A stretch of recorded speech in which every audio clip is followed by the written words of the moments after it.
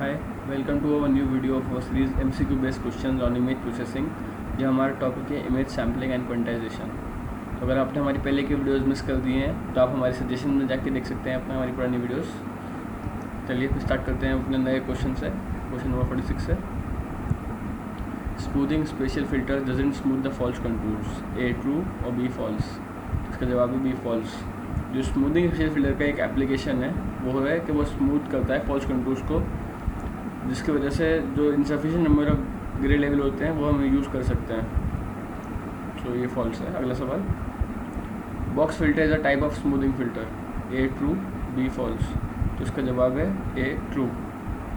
जो spatial averaging filter होता है, ये उसको ही स्पेशल स्मूथिंग फिल्टर भी कहते हैं। उसके अंदर सारे कोफिशिएंट जो होते हैं वो इक्वल होते हैं और उसी को बॉक्स फिल्टर कहा जाता है।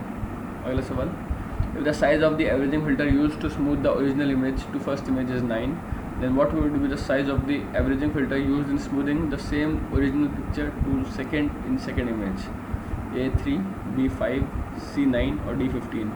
इसका जवाब है D15।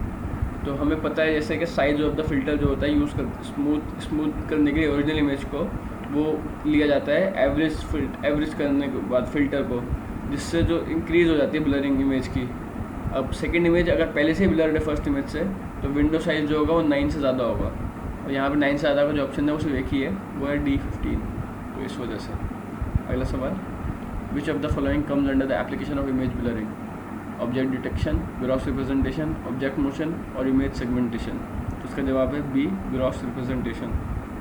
तो एक इम्पॉर्टेंट एप्लीकेशन जो होती है स्पेशल एवरेजिंग की, वो होती है इमेज को ब्लर करना, ताकि जो उसमें जो ग्रॉस रिप्रेजेंटेशन होती है इन टेस्टेड ऑब्जेक्ट्स की वो आ सके। जैसे कि intensity of the small objects वो ब्लेंड हो जाती है बैकग्राउंड में, और इससे लार्ज ऑब्जेक्ट्स जो होते हैं वो इजी हो जाते हैं डिटेक्ट करने के लिए।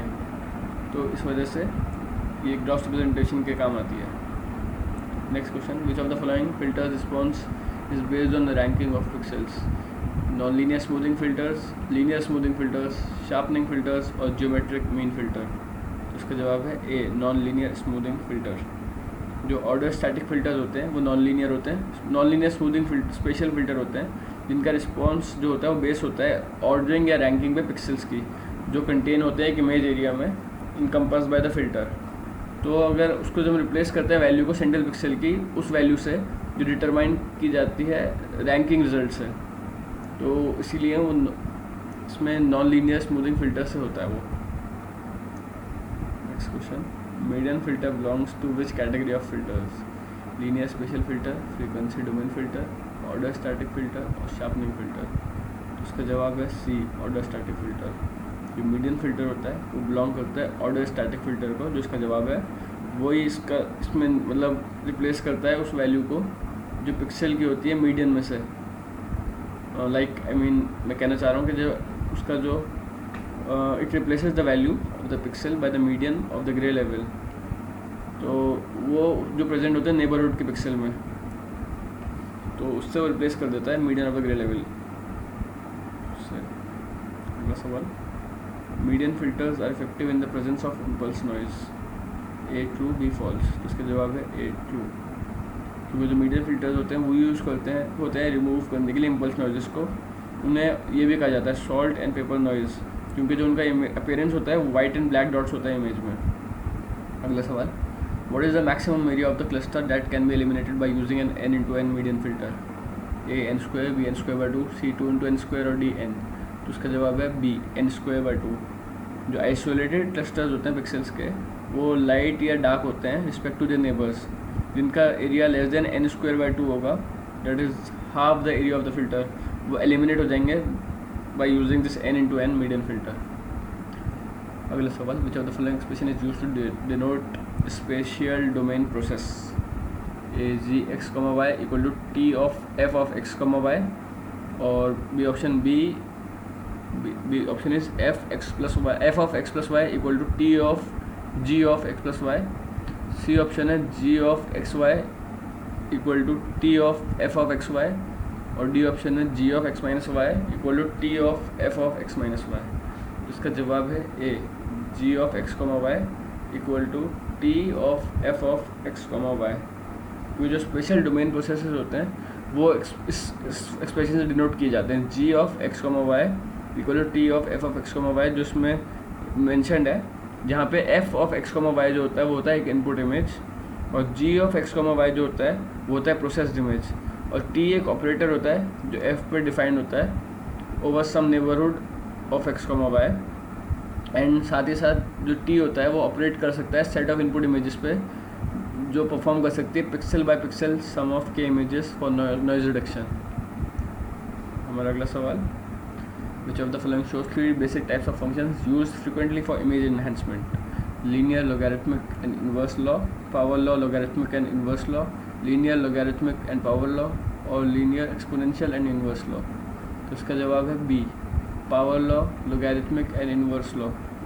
तो in introduction to grey-Lewin transformations which shows the 3 basic types of function used frequently for image enhancement that are linear जो होता है negative and identity transformation, logarithmic जो होता है log and inverse law transformation, and power law nth power and nth root transformations. जो identity function होती है वो ट्रिवियल केस में जो होती है इनपुट होती है, उसमें इनपुट क्या होता है इंटेंसिफाई कर जाता है, एंड वो आइडेंटिकल होता है इनपुट इंटेंसिटीज़ के, सो वो इंक्लूड हो जाता है इस ग्राफ में फॉर कंप्लीटनेस। अगला सवाल, which expression is obtained by performing the negative transformation on the negative of an image with grey levels in the range 0,L-1।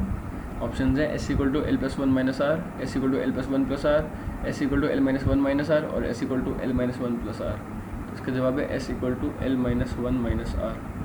जो नेगेटिव ऑफ एन इमेज होता है ग्रे लेवल का वो होता है रेंज में 0,L-1, जैसा इसमें गिवन है, वो ऑब्टेन होता है using negative transformation which is given by the expression s equal to L-1 - R। अगला सवाल, what is the general form of representation of log transformation? तो ऑप्शन है S equal to C into log 10 in bracket 1/R, और c equal to s equal to C into log 1 + R base 10, और s equal to C into log 1 into R base 10, और D S equal to C into log 1 - R base 10। सो यहाँ पे जवाब है B, S equal to C into log 1 + R base 10। तो general form of the जो log transformation होता है वो यही होता है, S equal to C log 1 + R base 10, जहाँ सी होता है कॉन्स्टेंट, एंड इसमें मतलब यही इसका फॉर्मूला है जो रिप्रेजेंटेशन होता है लॉग ट्रांसफॉर्मेशन का। अगला सवाल, what is the general form of representation of power transformation? तो ऑप्शन है हमारे s equal to C into are into gamma, और B option c equal to s into are into gamma, C option s equal to r into c, और D option s equal to r into C into gamma. तो हमारा इसका जवाब है option A, s equal to C into are into gamma. तो जो power law transformation होता है वो बेसिक फॉर्म यही होता है, S equal to C into are into gamma, जहाँ सी और जी जो होते हैं पॉजिटिव कॉन्स्टेंट्स होते हैं, एंड समटाइम्स ये इस फॉर्म में भी लिखा जाता है, C S equal to C into R plus gamma in 1 bracket into C into gamma to account for an offset, जहाँ पे ये मेजरेबल आउटपुट होता है वो तब होता है जब इनपुट इज़ 0। तो अभी के लिए इतना ही, आई थिंक काफ़ी लंबी वीडियो हो गई। बाकी आगे की वीडियोस देखने के लिए आप हमारे चैनल सब्सक्राइब कर सकते हैं ताकि आपको हमारी वीडियोस का अपडेट मिलता रहे। Thank you.